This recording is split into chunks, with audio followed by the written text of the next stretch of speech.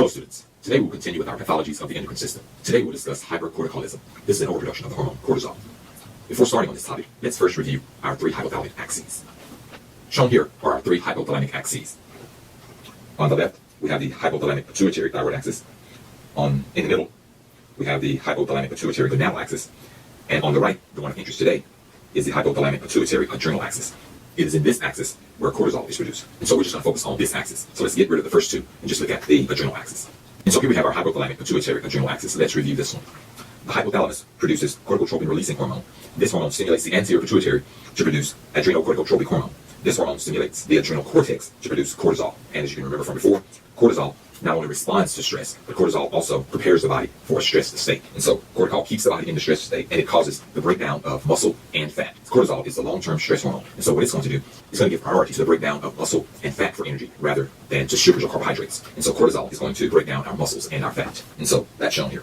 It can sometimes be difficult to talk about pathologies associated with a hormone like cortisol, because in order to understand that pathology, first you want to identify what normal is, and then you want to compare the normal with what happens during the pathological state.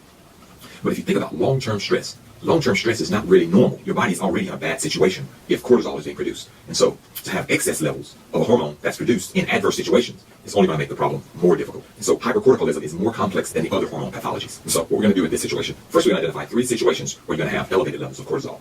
The first one is going to deal with the anterior pituitary. You can have a tumor on your anterior pituitary. These overproductive cells can produce excess adrenocorticotropic hormone, and that hormone can activate the adrenal cortex to produce excess cortisol. And so our first situation is going to be a tumor, although benign, on the anterior pituitary. Let's indicate that one here. And so in this first situation, we have a pituitary adenoma on the pituitary gland. And this results in excess production of adrenocorticotropic hormone. And of course, this will lead to excess cortisol. And so that's our first situation. One thing I want to mention here is that the pituitary adenoma is non-cancerous. So this is a benign tumor. Let's look at our next situation. In this situation, non-pituitary cells can actually secrete adrenocorticotropic hormone. This can be either the lung, thymus, the thyroid, or the pancreas. When cells in these organs become cancerous, they can produce excess levels of adrenocorticotropic hormone. And of course, this will lead to excess cortisol levels. When a bodily function occurs outside of its normal location, the term that we use is ectopic. These tumors which occur outside of the pituitary gland, which produce excess adrenocorticotropic hormone, are called ectopic tumors. And so let's indicate those here.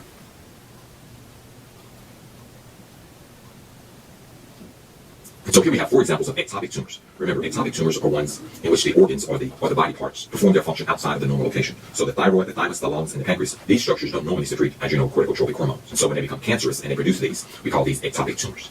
Let's look at our last example. On the adrenal cortex, we can also have an adenoma, or a tumor. And this tumor can lead to the production of excess cortisol directly. And so let's indicate that tumor here. And so in this situation, the adrenal adenoma of the adrenal cortex can lead to the direct production of excess cortisol. And so these are our three sources of excess cortisol production. Excess cortisol production is called hypercorticolism. Let's next look at the symptoms of this condition. For this one, we need a human form, so I'm going to draw a human body, which exhibits these symptoms.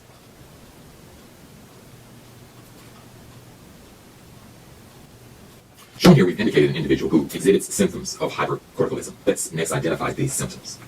The first one is not indicated here. It's probably one of the most important ones. That's going to be hyperglycemia. These individuals, because they produce excess cortisol, cortisol prioritizes protein and fat catabolism over glucose catabolism. There's going to always be excess glucose in the blood, and so these individuals are going to have hyperglycemia. Another symptom is going to be a red face, especially on the cheeks. A third condition, or a third symptom of hypercorticolism, is going to be a fat round face, and that's called moon face.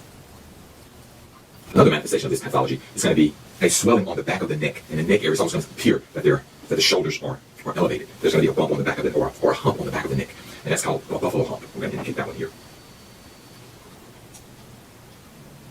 Another symptom of hypercorticolism is going to be a fat abdomen. Yet another symptom is going to be these purple striations over the skin, especially the abdomen, and these are called the purple striae.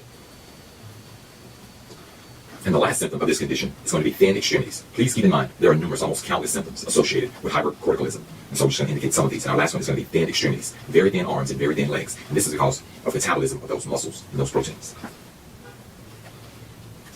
And so these are some of the symptoms associated with hypercorticolism. Now this condition is given a very common name. It's named for the physician who first identified this illness in the last century. And so this condition is known as Cushing's syndrome, or Cushing syndrome. And so this concludes our discussion of hypercorticolism, also known as Cushing syndrome. And this also completes this lecture. Hope that you've learned a lot.